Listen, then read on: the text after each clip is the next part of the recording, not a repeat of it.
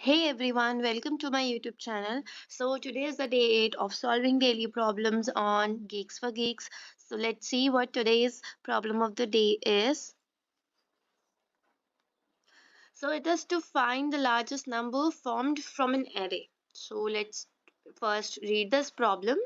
So it is a medium level problem. It says that given an array of strings ARR of length n representing non-negative integers, arrange them in a manner such that after concatenating them in order it results the largest possible number.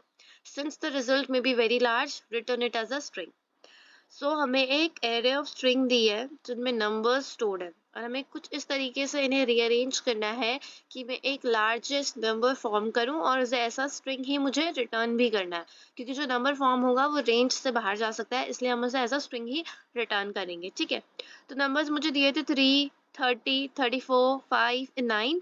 इसका arrangement करके मुझे largest number कौन सा मिला है, 9534330। This is the largest value I can generate. Okay. So now let's see, n equals to 4 में मुझे ये नंबर्स मिले थे, इन्हें रीअरेंज करके मेरा लार्जेस्ट पॉसिबल नंबर ये बना है। अब हमारा टास्क क्या है कि हमें कुछ इनपुट को रीड या राइट या प्रिंट नहीं करना है, हमें बस कंप्लीट करना है इस फंक्शन प्रिंट लार्जेस्ट को, जो कि एरे ऑफ स्ट्रिंग है, और हमें एक रिटर्न करना है स्ट्रिंग को ही। एक्सपेक्टेड टाइम कॉम्प्लेक्सिटी इसकी n log n है and space complexity o n है। ओके, और एक कंपनीज में पूछा गया है payment Paytm, Zoho, Amazon, Microsoft and MakeMyTrip. So let's try this problem. इसके टॉपिक्स कौन से वो देख लेते हैं। ये एरिया और डीएस पे बेस्ड है।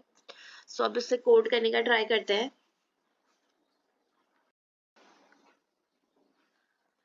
तो इस प्रॉब्लम को सॉल्व करने के लिए सबसे पहले हम अपनी एरे को सॉर्ट करना चाहेंगे। अब सॉर्ट करने के लिए हम इसमें एरे का फंक्शन ही यूज करते हैं, sort ARR dot begin comma ARR dot and. ठीक है, इतना करने के बाद अब कोई प्री डिफाइंड सॉर्टिंग इसमें हमें अवेलेबल नहीं है जो हमें इसको उस ऑर्डर में सॉर्ट करके दे जिस ऑर्डर में हमें चाहिए। हमें चाहिए कि हम दोनों स्ट्रिंग्स को कंबाइन करके देखें और हमें कैसा रिटर्न करे कि जो मैक्सिमम वैल्यू हो वैसे हमें वो सॉर्ट करके दे। तो उसके लिए हम एक अपना कस्टम कंपैरेटर बनाएंगे जिसको हम नाम देते हैं कस्टम कंपेयर, जिसको मैं यहाँ पे बाहर पे डिफाइन करती हूँ। ये एक काइंड ऑफ फंक्शन ही आप बोल सकते हैं जो मुझे बूल वैल्यू रिटर्न करेगा। इसका नाम दे देते हैं हम कस्टम कंपेयर, और इसमें मेरी दो स्ट्रिंग्स आएंगी, स्ट्रिंग ए और मेरी स्ट्रिंग बी आएगी। अब मुझे रिटर्न क्या करना है, मुझे रिटर्न करना है a plus B should be greater than b plus A. ठीक है, तो ये रिटर्न हो जाएगा। अब यहाँ से रिटर्न करके देगा, यहाँ पे मेरी स्ट्रिंग जो है वो सॉर्ट हो जाएगी उस ऑर्डर में जिस ऑर्डर में मुझे चाहिए। अब मैं एक रिजल्ट स्ट्रिंग को डिक्लेयर करती हूँ जो अभी एम्प्टी है। अब हम लूप रन करेंगे इंट आई इक्वल्स टू 0 से आई लेस देन n तक, हर बार अपने आई को इंक्रीमेंट कर देंगे। उसके बाद इस लूप में हमें कुछ नहीं करना है, हमें बस रिजल्ट में प्लस करना है अपने हमारी जो ARR के आई पे स्टोर्ड है। ठीक है, जब ये लूप एंड हो जाएगा उसके बाद मैं क्या करूँगी, अपने रिजल्ट को मैं रिटर्न कर दूंगी। तो उसको अब रन करके देखते हैं। उससे पहले देखते हैं कि हमने कस्टम कंपेयर एक अपना कंपैरेटर बनाया जिसमें दो स्ट्रिंग्स पास करी और ये रिटर्न कर रहा है a plus B greater than b plus A. True या फॉल्स यहाँ से देगा। सॉर्ट करने पे फिर एक स्ट्रिंग बनाई रिजल्ट जिसमें मैं अपने रिजल्ट में हर बार एरे के आई को प्लस कर रही हूँ और लास्ट में उस स्ट्रिंग को रिजल्ट कर रहा है। तो उसको रन करके देखते हैं। It is producing some error which says that you have to pass something, you have to pass the semicolon before that. So उसको देखते हैं कि यहाँ पे कैसे क्या गड़बड़ है। sort a dot begin custom comparator पास किया है dot and.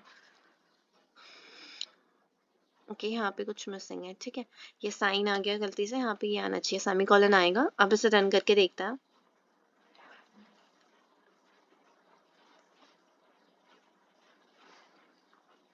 invalid use of non-static member।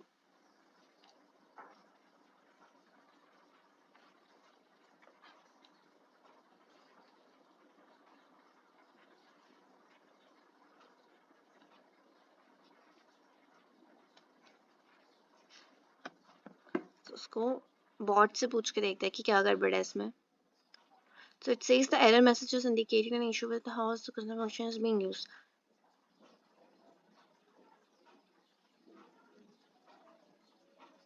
Okay so ये यहाँ पे इसका स्कोप इस क्लास के अंदर हो जाएगा, इसको हम इस क्लास के बाहर डिफाइन करते हैं ताकि जब सर्च करिए तो उसे इजीली ये कंपैरेटर हमारा मिल जाए। अब इसे रन करके देखते हैं। ठीक है, अभी करेक्ट आउटपुट प्रोड्यूस कर रहा है। ठीक है, तो अब इसे सबमिट करके देखते हैं।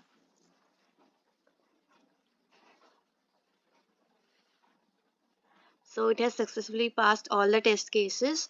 और आई होप आपको ये वीडियो समझ आई होगी। अगर इसमें आपको कोई भी डाउट है तो आप पूछ सकते हैं कमेंट सेक्शन में।